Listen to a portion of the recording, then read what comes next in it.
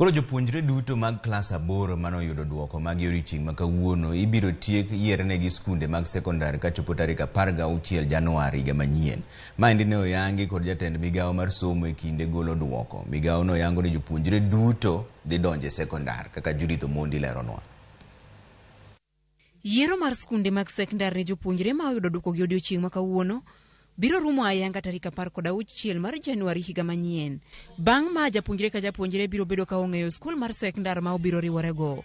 Mane oyang kod jatend migawo mar somo Achiel Machogu e kinde mane ogolo duoko mar penj mag klas 8 odiochieng' ma kawuono. Machogu oko ni yiero gi biro tim chon mondo mi jonyuol thuolo mar keto ikruok makare motelo ne donjo mar jopuonjre go e skunde sekondar. The ministry is determined to place the 2022 KCPE candidates in secondary schools as soon as possible to give parents adequate time to prepare them for the admission to Form 1.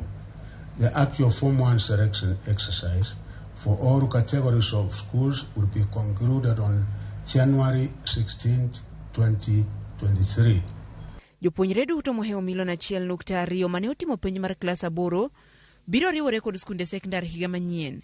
Ma kaluwore gi chik mar piny owacho mar 100% transition ma oriwo koda ka jopuonjre maromo 252 mane oyud ka dhi ataro mar chike mag penj.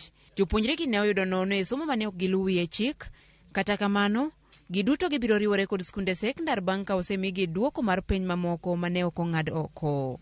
Overall, there were only 252 candidates in 9 examination centers who were found to have engaged in malpractices.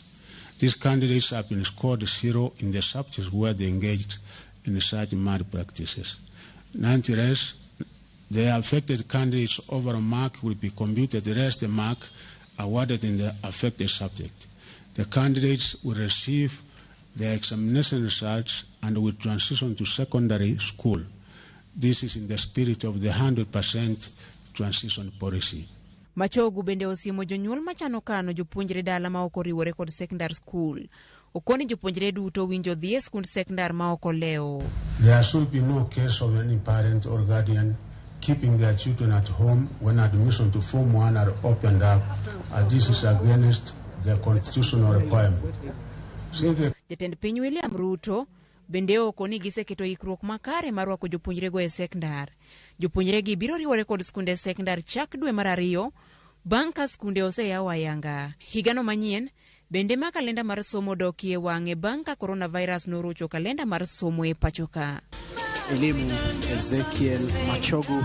Ma en duoko mar 2 mogik ma piny Kenya golie wi jopuonjre mag klas 8 ka higa manyien gibiro golo duoko mogik chutho ka piny Kenya donje lai manyien mar somo mar CBC. Judith Omondi, Ramogi TV, Mtihani House, Nairobi.